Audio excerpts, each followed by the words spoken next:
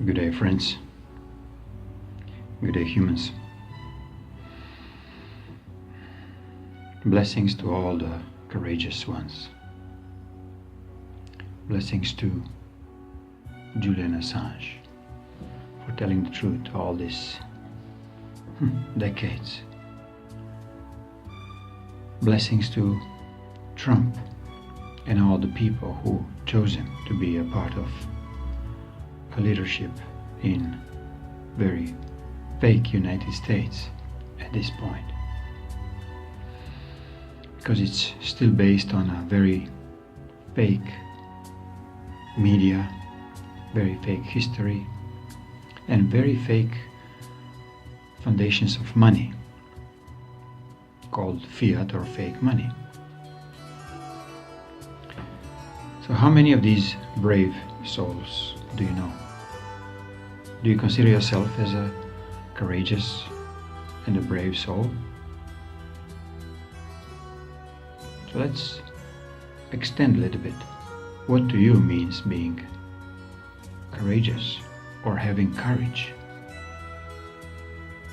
Do you have a courage to do something very, very negative towards others? And you're still pretending that you are the brave soul? Why are we always trying to defend our children, even if they did absolutely horrendous things? Starts little. They cheat, they steal, then they start using drugs, then they start hurting others. Yet you as a parent, you find obliged that you cannot tell them the truth, that they did something wrong. So you pretend and you put this mask of courageous parent who will protect your child no matter what. This is the pinnacle of our civilization's fall. Like we fall down because we were being courageous to protecting only negative aspects. Because we've been taught like this, we've been sociologically, emotionally, mentally programmed into this. Yet how many of you really consider put your child in a jail if he or she did something very wrong?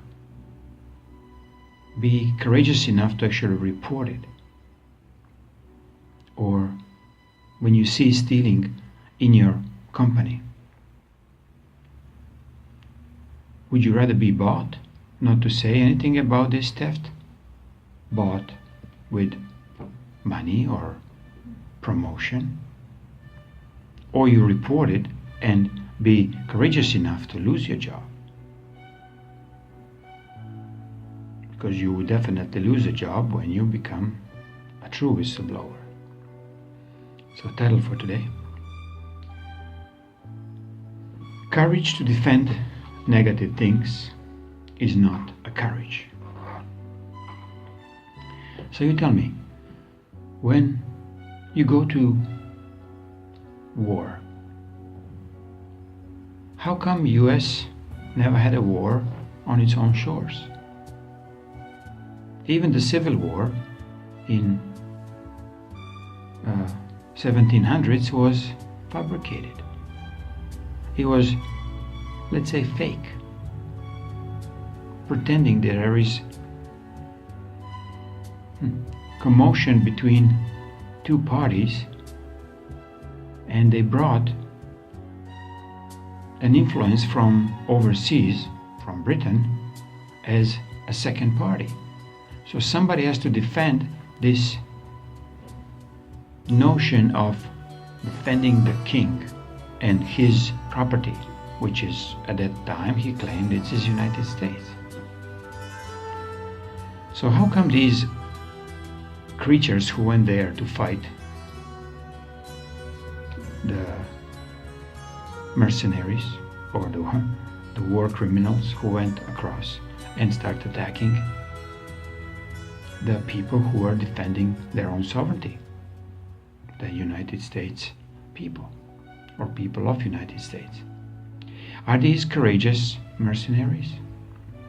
Or they're just, well-paid killers?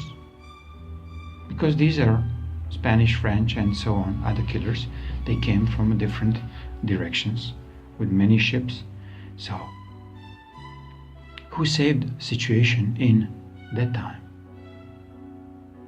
to help a sovereignty of United States?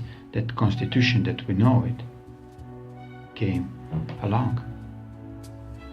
It was a Russian Tsar who decided to help true American movement of freedom.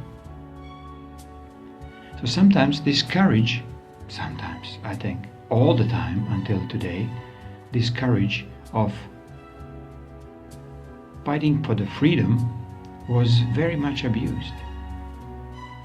Because when you're fighting for freedom, attacking others and stripping others of their own freedom, it's nothing else but theft. It's a murder. Has nothing to do with the courage. Has nothing to do with the sovereignty of yours, let's say. How many times did you in your life, but be honest to yourself, defended a very negative situation and pretending you're courageous because you pretending to saving your child's reputation, your husband's ego, your own position, or your wife's dignity, knowing that they've done wrongful things. So by this you did not play courageous. You played programmed. You played absolutely a puppet of this dark mastery of stealing a true meaning of the word and twisting it around. Like many others, like many other words that we use, or like many other situations in our life. Why our children grew up greedy as we were, or even more that we were? Because we did not teach them humbleness. We did not teach them being courageous to tell the truth no matter what. We're actually teaching them to lie, and we're sending them into schools and universities. They're actually perpetuating this lie, which is legal department, which is medical department, which is religion, theological departments. And these are the most acquiescent schools that everybody is urging to go, or they're urging their children to go. So you'll become a very good liar there. Where is the courage in this? How come you can come across a very innocent being that he doesn't know, or she doesn't know hurt, she doesn't know treachery? And what you'll do the first? You will conquer them. You will lie them until they're dead. You will cheat them out of their freedom. This is what's happening through our history. The movement of black slavery in Africa. I mean, it's still going on, yet nobody talks openly about this. Now they don't use chains, they use loans. They use financial credit institutions. They use their own black policemen to chase for the black people around here. So, are these policemen courageous? Are our politicians courageous? Many courageous beings, like leaders, I cannot call them politicians, but true leaders, they could not survive, even to the end of their terms. Just list them, last couple of the contemporary ones. Mandela here, 27 years in jail. For what? So they tried to get him put away for his courageous actions to telling the truth. Martin Luther King, again, very same scenario, except different continent. So what these courageous beings were doing, they're telling the truth and not fearing for their life. So to me, this is a true courage. The rest, the way how we pretend that we're living, it's obsolete, it's useless. Where actually we're heading, because you will not, in a very, very, very near future, you'll not be able to tell the lie. You'll not be able to be pretentious in your so-called courageous actions.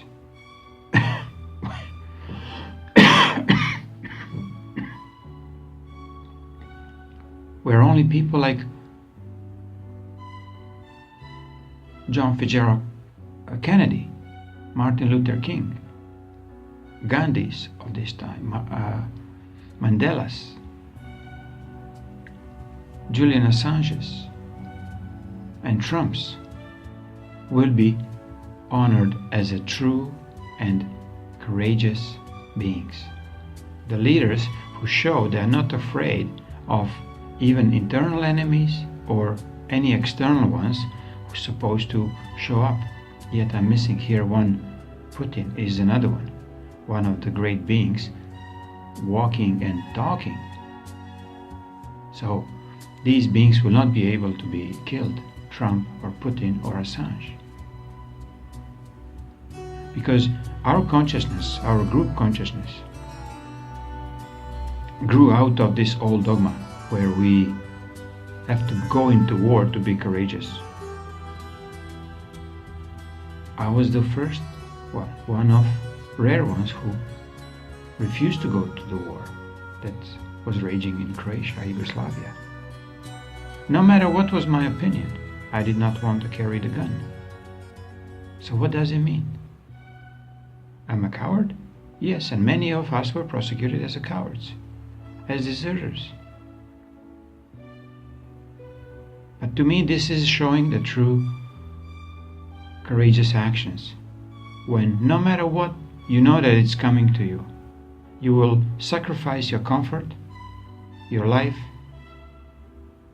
your property for the sake of not doing harm to anybody else. Because as soon as you take a gun in your hands, you become a killer. Because you never know how easily you can be deprogrammed that suddenly your first neighbor has a yellow skin and they decide to kill all the Japanese or put them in jail, and history will prove, true history will prove what's happened with them. Thousands, hundreds of thousands of Japanese were moved into the concentration camps, killed, dispelled, expelled, destroyed, because they were not agreeing with politics of the present states. So how to become truly courageous? Saying the truth no matter what. Even if would, in these matters, sacrifice your well-being, which is really not the well-being if you're not courageous for the right reasons. If you're courageous because you've been taught what courage means, then you're just another program dude. If you need some help, please go to creationlightship.com and take some free healings there. It will help you get out of your very, very pitiful and fake courage that you've been living on.